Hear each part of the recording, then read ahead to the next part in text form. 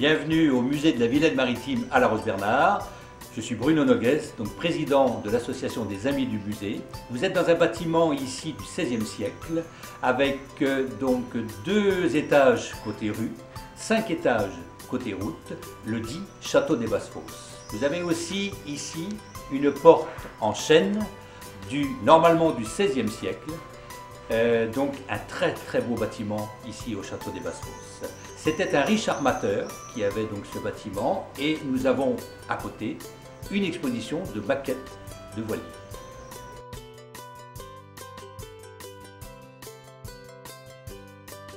Nous nous trouvons ici donc dans la salle des maquettes où il y avait un trafic important au niveau du quai Saint-Antoine au niveau de la Roche-Bernard.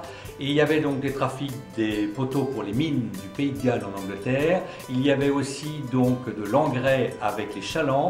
Il y avait aussi donc le transport de pommes, de châtaignes, de sel, de vin aussi. Donc ça veut dire un trafic important au niveau du port de la Roche-Bernard.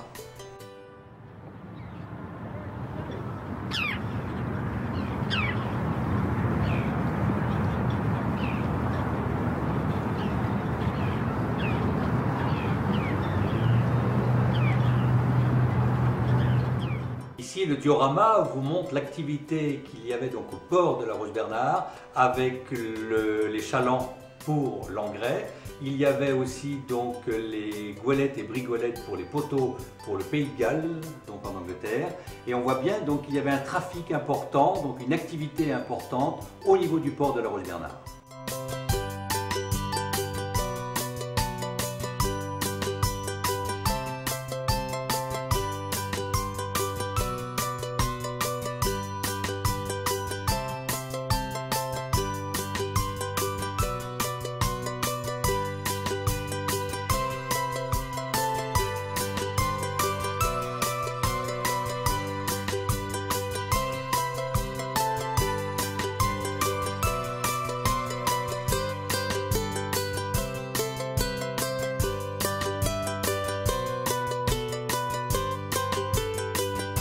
Premier pont à la Roche-Bernard, 1839. Donc pour passer d'une rive à l'autre, plus les bacs, mais le pont. Le pont était à 2 voies, ça veut dire que 2 charrettes et 2 chevaux pouvaient se croiser. Le problème, c'est que le pont s'envolait quand il y avait des tempêtes. Pour le consolider, on l'a réduit à une seule voie.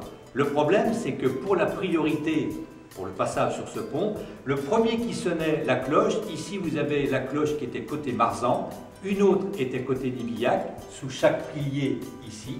Et le premier qui sonnait la cloche était prioritaire. C'était donc avant les feux tricolores.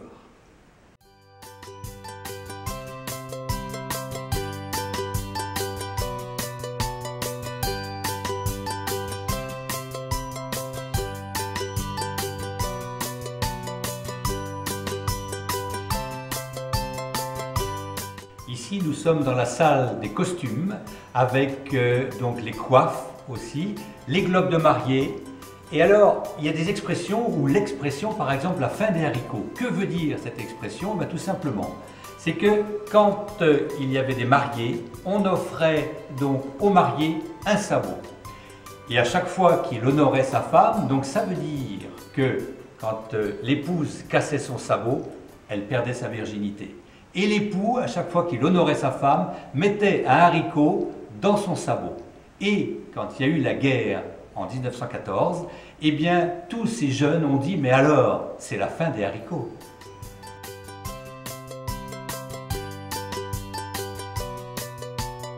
Vous pouvez donc en découvrir davantage sur le musée et l'histoire de la Roche-Bernard en venant visiter donc, le musée de juin à septembre. Je vous dis à très bientôt.